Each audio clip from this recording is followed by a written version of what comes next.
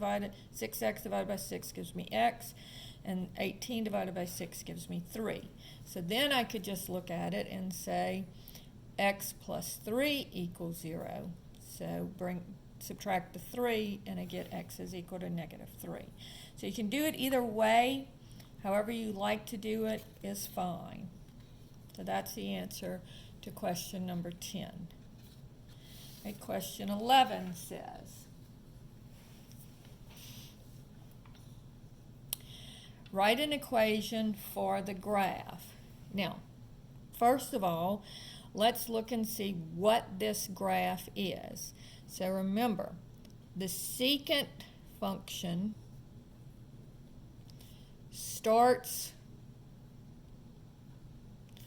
on the y-axis, and the cosecant function starts with an asymptote, or the y-axis is an asymptote.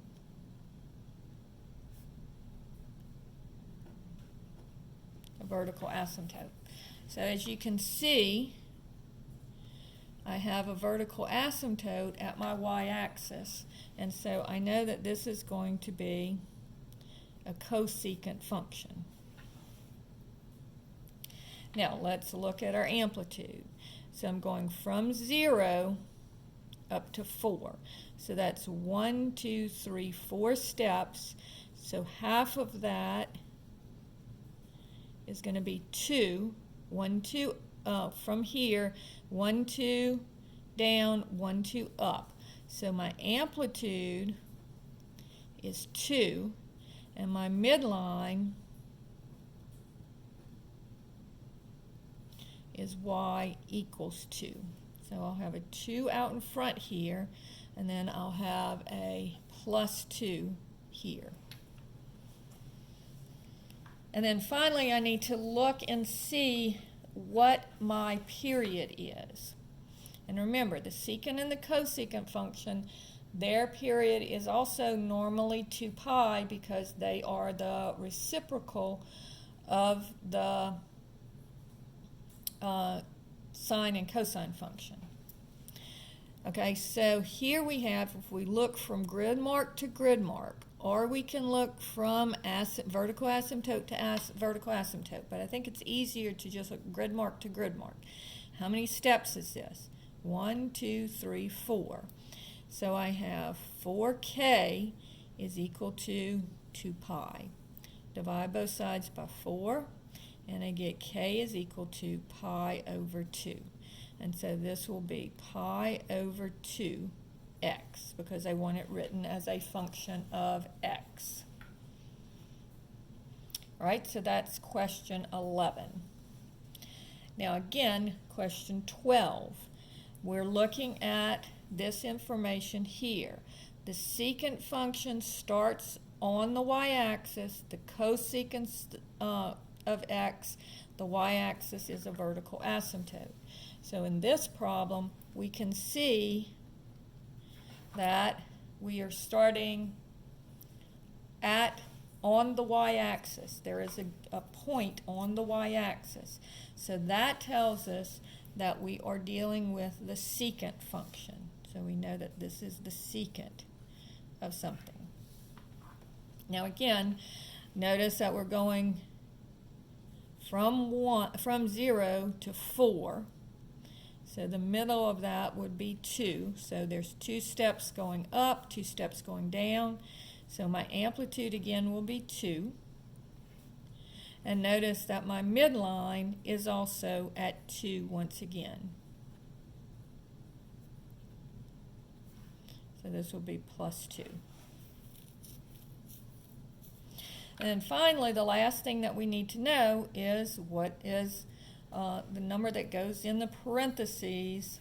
What is our k value for k? What number goes in the parentheses with the x?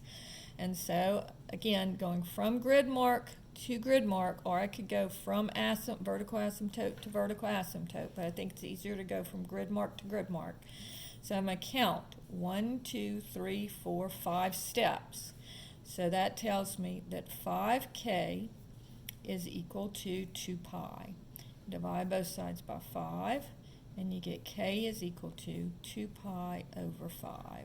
So this would be 2 pi over 5 times x. So amplitude is 2. We know it's a secant function because it starts on the y-axis. We know that the k is 2 pi over 5, and then our midline is at 2. So that's question number 12.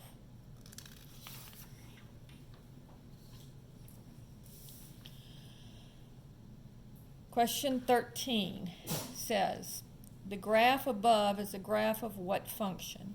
So notice that my y-axis is a vertical asymptote. And as we said in the previous two problems, when it starts with a vertical asymptote on the y-axis, that's going to be the cosecant function. So this one, we would choose the cosecant function. All right? Here, this is my y-axis here. And notice that this one starts on the y-axis. There is actually a point on the y-axis. And when it starts on the y-axis, we know that that is the secant function. And so this would be the secant of x. So that would be the answer to that one. Question 15 says, evaluate the following expression. Your answer must be an exact angle in radians and in the interval from 0 to pi. So these are inverse cosine functions. So this says, part A says, the cosine of theta is equal to 1. Now, whenever the sine or cosine are equal to 1, that's going to be an angle that's on the x or y axis. So let's look at my 4 points on my xy axis. So this is the point over 1 up 0. This is the point over 0 up 1. This is over negative 1 up 0. And this is over 0 down 1. So it's always x. The x is the over, the y is the up or down. So now the cosine of theta is equal to the x-axis, and the sine of theta is going to be your y-coordinate. So your x-coordinate is always the cosine of x, and the y-coordinate is always the sine of x, because when we draw our triangles, the y goes up, that's the opposite, and the x is the adjacent, right? So for this one, we have, where is the cosine of theta equal to 1? It's right here, and so what angle is that? That would be 0 degrees, or 0 radians, I'm sorry. So no degrees on this one, they want the answer in radians. If you do this on your calculator and you do inverse cosine of 1, you will get the same answer. All right? Part B says the cosine of theta is equal to negative 1/2. Now, always put the negative at the top. So this tells me that my adjacent, because the cosine is adjacent over hypotenuse, right? So my adjacent is negative 1, and my hypotenuse is 2. So now I can draw this triangle, and my adjacent has to go backwards, right? And so I'm going to go up here, and it's going to be the adjacent is negative 1, the hypotenuse is 2, and this would be the square root of 3. This is one of the triangles that we know. Now, this is the only time that you have to do this, but you do have to do this whenever you're doing inverse cosines. You don't have to do it for inverse sines or inverse tangents, because they're always going to be in either the first or the fourth quadrant. But because this goes into the second quadrant, you're going to have to figure out your reference angle and then subtract it from pi. So let's do that. So this is going to be my 60-degree angle because it's opposite the larger side, so it would be the larger angle. So this reference angle is pi over 3. Now this is pi. I don't want to know my reference angle. I want to know my angle in standard position. And so I need to say this, if this is pi here, I'm starting at pi and going backwards pi over 3. So this would be pi minus pi over 3. And then make both of my denominators the same. So this would be 3 pi over 3 minus pi over 3 would be 2 pi over 3. And that would be your answer for part B. And then part C says, what is the inverse cosine of 0? So that tells me the cosine of theta is equal to 0. Now again, anytime the cosine or the sine are 1 or 0, you're going to go back to this little chart here. And where is the cosine 0? Well, we actually have 2 points where the cosine is 0. Here at pi over 2, and here at negative pi over 2. But remember, the cosine and the inverse cosine is always defined to be in either the first or the second quadrant, and so we're going to choose pi over 2. And again, if you punch this in on your calculator, you will get 90 degrees or pi over 2 because it knows that you always want to be within this range, going between the first quadrant and the second quadrant. So your calculator knows the range of the inverse cosine function. All right? Now, on question 16, it says, what is the inverse tangent of negative 1? So that says the tangent of theta is equal to negative 1, and I'm going to make it a fraction, over 1. And so that tells me, and remember, tangent is opposite over adjacent. So my opposite will be negative 1, and my adjacent will be 1. So when I draw my triangle here, I'm going to go over 1 and down 1. So this would be 1, this would be negative 1. And then again, this is one of the triangles that we know. So this is square root of 2, and this would be pi over 4 as my reference angle. Now here, notice that it is easier because my reference angle actually tells me I don't have to do any addition or subtraction like I did up here with the cosine function. This is just going to be, notice it's pi over 4 is my reference angle, but it's just going in the negative direction. And so this would be negative pi over 4. And notice again, when you're doing inverse sine or inverse tangent, it's always going to be the first and the fourth quadrant. And these angles have to be between negative pi over 2 and pi over 2. All right? So now this one says the tangent of theta is equal to, now they've rationalized the denominator, and so we're going to make this negative 1 over the square root of 3. Okay, so we're going to unrationalize the denominator so that we see the triangle that we normally would want to see.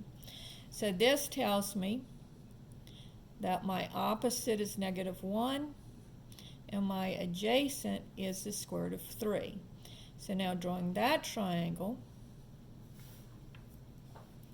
I'm going to go over the square root of 3 and then down 1. So this would be square root of 3 and negative 1. And again, make sure that you always put the negatives in the numerator, and you will always get the right answer. So now this is the 1, 2, square root of 3 triangle that we know from before. And notice it's opposite the 1, so it's going to be the smaller number is going to have the smaller angle. So this would be a 30 degree or pi over 6. And I kind of drew my triangle a little bit small. But pi over 6 is that angle. And again, that's my reference angle, but it's going in the negative direction here. And so my answer is going to be negative pi over 6. So sine and tangent are much easier to do than the cosine because you don't have to do this subtraction. All right, so then the last one says, what is the inverse tangent of 0? So that tells me that the tangent of theta is equal to 0 over 1. So my opposite will be 0, and my adjacent will be 1. Now, of course, when something is 0, you don't really have an opposite over an adjacent. But remember, this is where the sine is theta is 0, and the cosine of theta equals 1. And so again, anytime things are 0, you're always going to use this little diagram instead of drawing a triangle because you can't draw a triangle with a side of 0. So this is going to be over 1 up 0, over 0 up 1, over negative 1 up 0, over 0 down 1. And so where is my y coordinate? 0, and my x coordinate 1. So that would be here, and again we'd be at 0 degrees or 0 radians, depending on whether you're in degrees or radians. And again, you can check your answer using your calculator, and it will give you 1. All right, question 17 says, the sine of theta is equal to square root of 3 over 2. Well, you studying?